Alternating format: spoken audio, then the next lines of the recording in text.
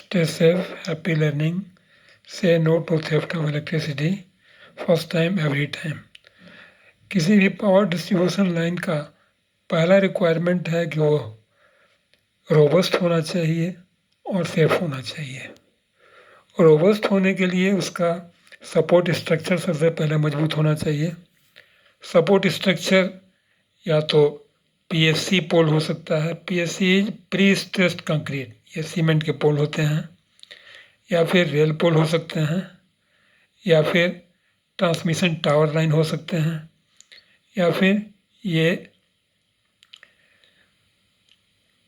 Steel tubular पोल हो सकते हैं।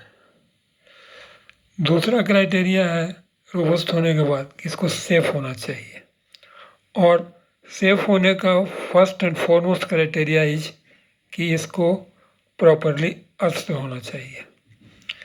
इंडियन इलेक्ट्रिसिटी रूल 1956 और सीईए रेगुलेशन 2023 के अनुसार किसी भी सिस्टम का, पावर सिस्टम का all non current carrying metallic part, मतलब ऐसा धात्विक भाग जिसके थ्रू करंट नहीं बहता है, उस सब को सॉलिडली अर्थ करना होता है। यहाँ हम देख पा रहे हैं कि इस स्टील ट्यूबुलर पोल को इस अर्थिंग वायर के थ्रू अर्थ किया गया है। लेकिन यदि ध्यान दें तो इसमें एक डिफेक्ट दिख रहा है। यह कॉपर का तार है और ट्यूबुलर पोल स्टील का है, हाई कार्बन स्टील का।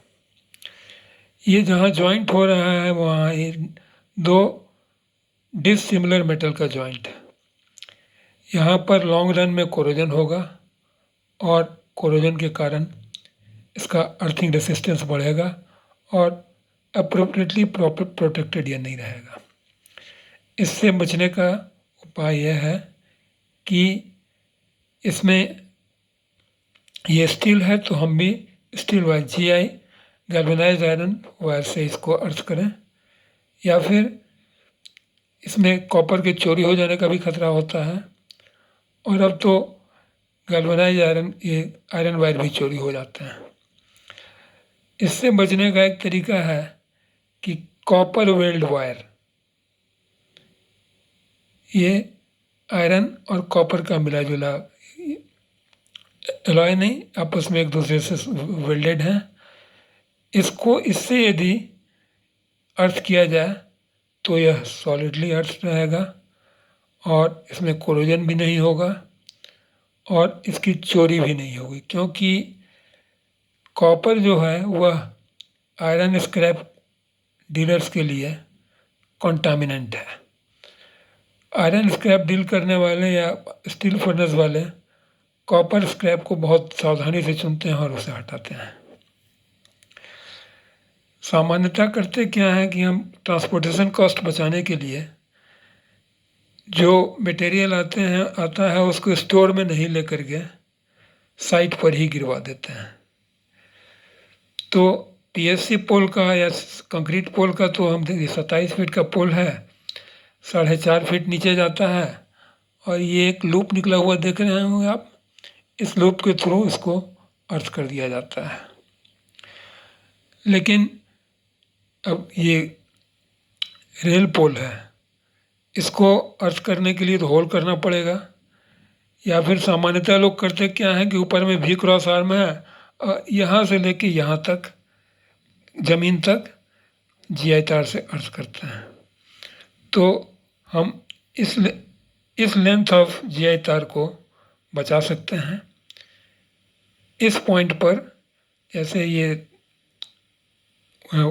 1/6 ऑफ लेंथ तो ग्राउंड के नीचे गाड़ा जाएगा, उसके 1-2 फीट ऊपर हम, वहाँ बिजली तो अवेलेबल होता नहीं है, तो क्या करेंगे, ये हैंड ड्रिल है, हैंड ड्रिल के माध्यम से एक नट बोल्ट का जो साइज है उस हिसाब से इसका ड्रिल चुन करके इसमें हम एक होल कर लेंगे और उस होल के के थ्रू ये कॉपर वेल्ड वायर जो है इससे इसको अप्रोप्रिएट साइज का वायर लेकर के अर्थ कर लेंगे। इस वीडियो में इतना ही। Thank you, stay safe, happy learning, say no to theft of electricity, and please check your subscriptions so that you don't miss next video from this channel. Thank you.